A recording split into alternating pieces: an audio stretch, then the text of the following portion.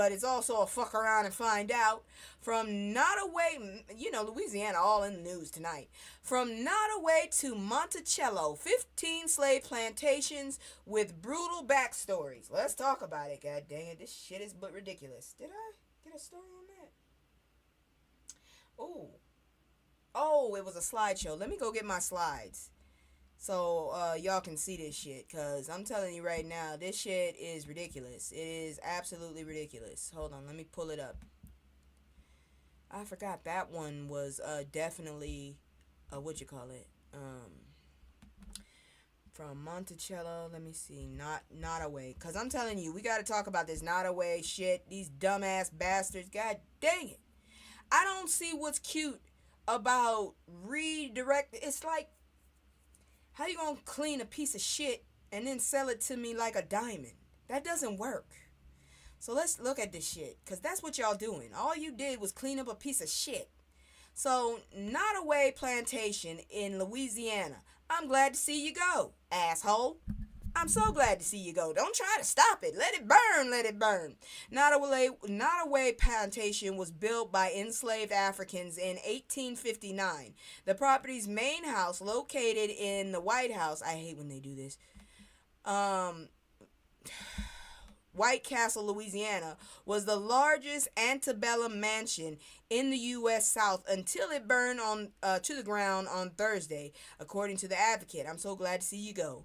By 1860, a sugar planter, John Hamden Randolph, owned Nottoway and 155 enslaved black people, although the Civil War ended freeing American slaves in 1865.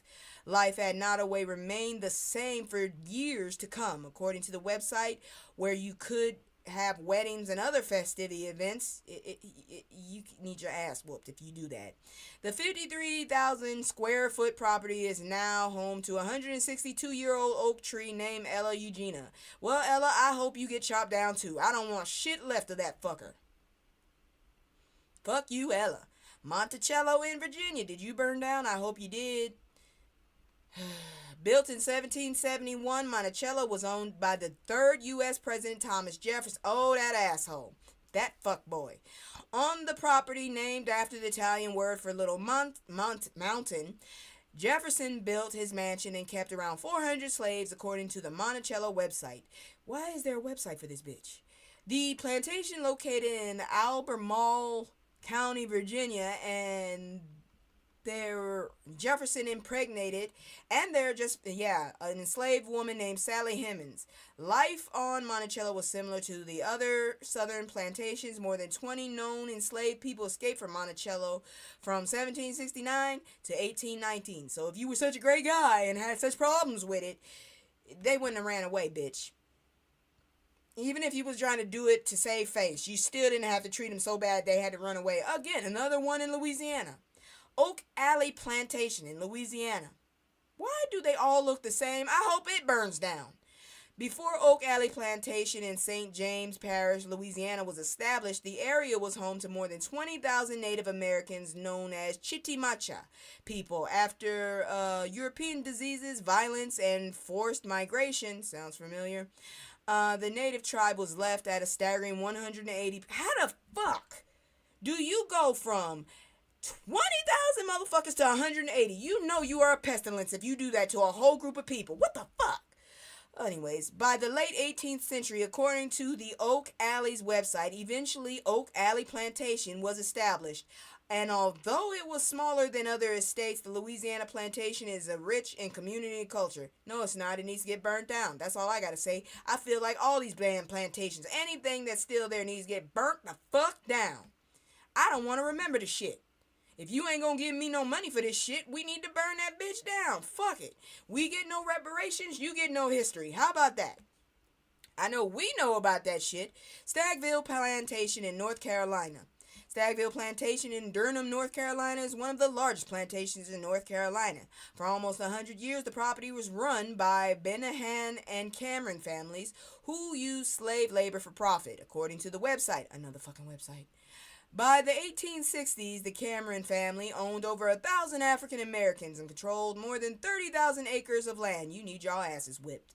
In 1973, the plantation became state property and now a museum where the public can learn about the brutal history and impact of slavery. At least it's a museum and not a fucking resort area. Shit. You gonna get fun out of this shit. It's the curse that keeps on giving. The Whitney Plantation in Louisiana again. God dang. And again, it looks just like the last one. Ugly ass place. The first ever slavery focused museum in the country was that of the Whitney Plantation. The property, located near Wallace, Louisiana, opened in 1752 and operated for over 200 years, according to its website. Enslaved Africans produced sugar, indigo, and rice. What the fuck? Indigo? Ain't that a flower? Over the years, the property has become one of the most notable destinations to explore complex history of slavery.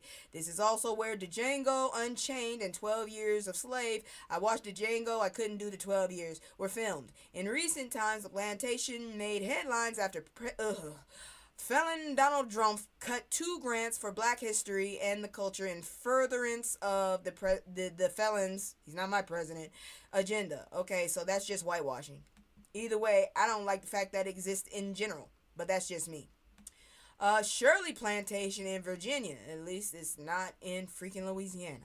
It shouldn't surprise you that the oldest standing American family business is a former slave plantation.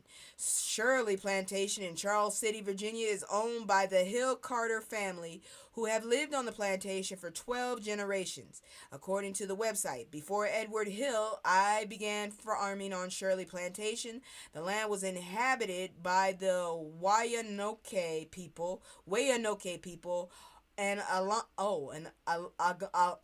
Algonquin speaking native tribe. According to VCU, slave labor soon became the main source of work at Shirley, as the earliest African worker was documented in 1622. Today, the Hill Carter family works as farmers on the property. And you better pay motherfuckers wages. That's all I gotta say. Saragossa Plantation in Mississippi. I am not surprised. I hate all those trees and I hate that house. It needs to go down. In 1819, 100 years before my grandma was born, Stephen Duncan married Catherine A. Bingaman. Okay.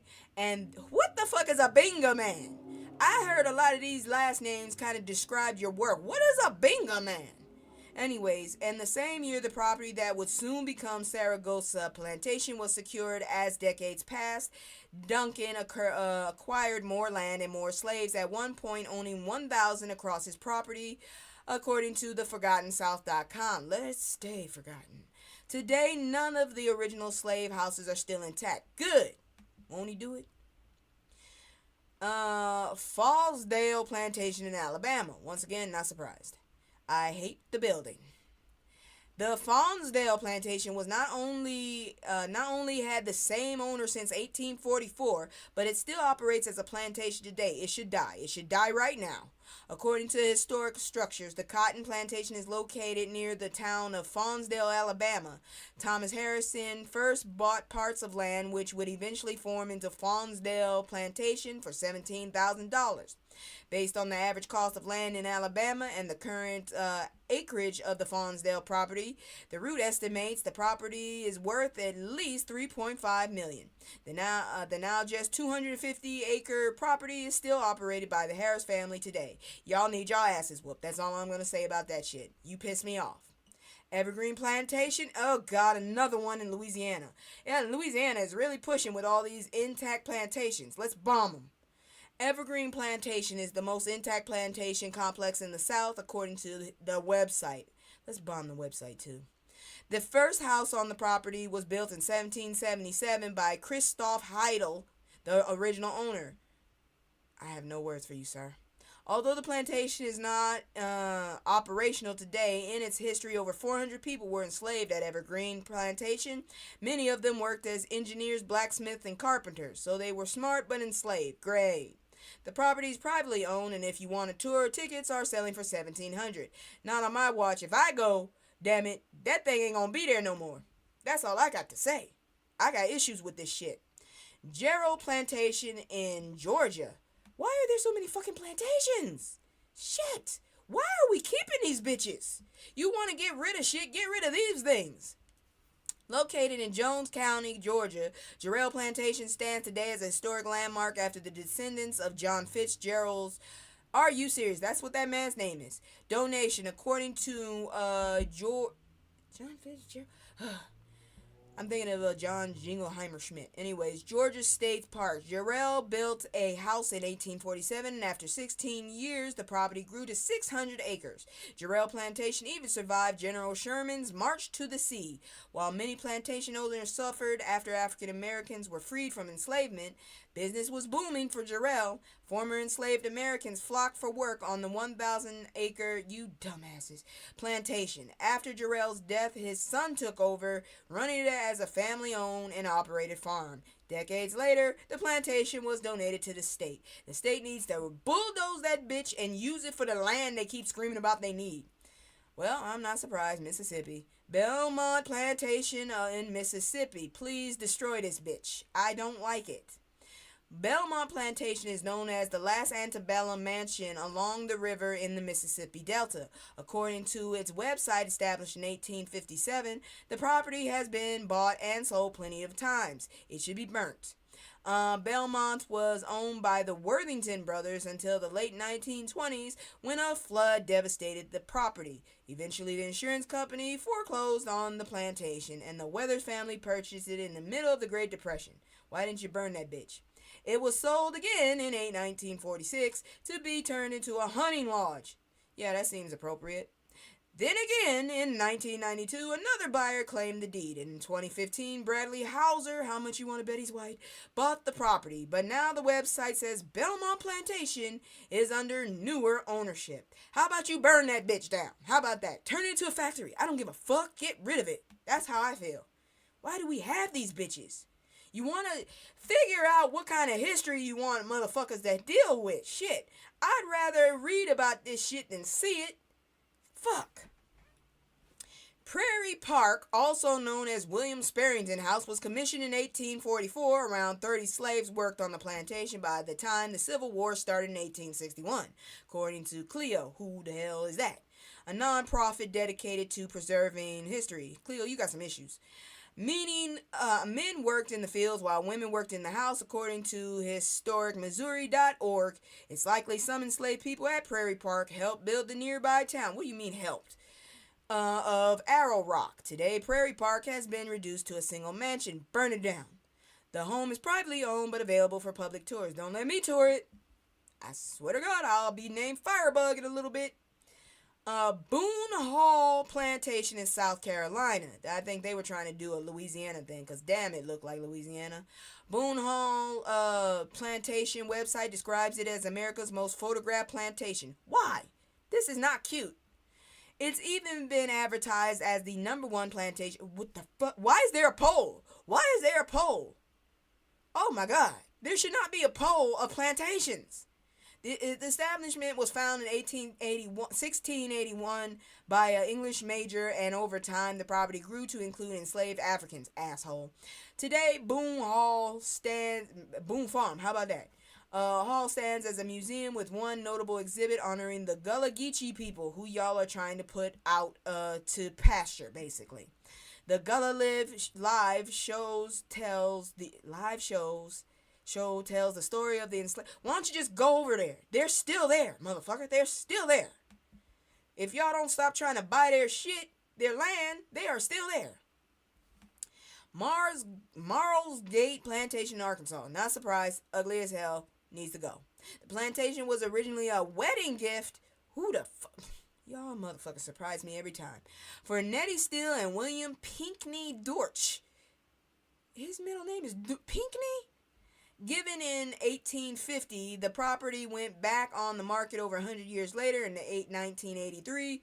I wish I had been an adult by then. The mansion has over 30 rooms and is known to a spot to host weddings and other special events.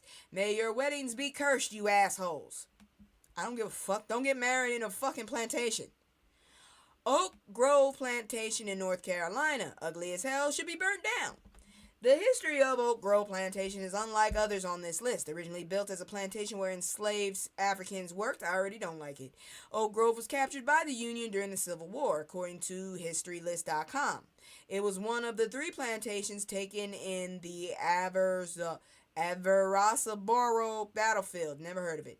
In 1865, after the Union victory, the property was used as a hospital. Well, that's good at least. The plantation has since undergone a series of owners. Oak Grove Plantation, however, recently restored by its newest owners, the Lewis family.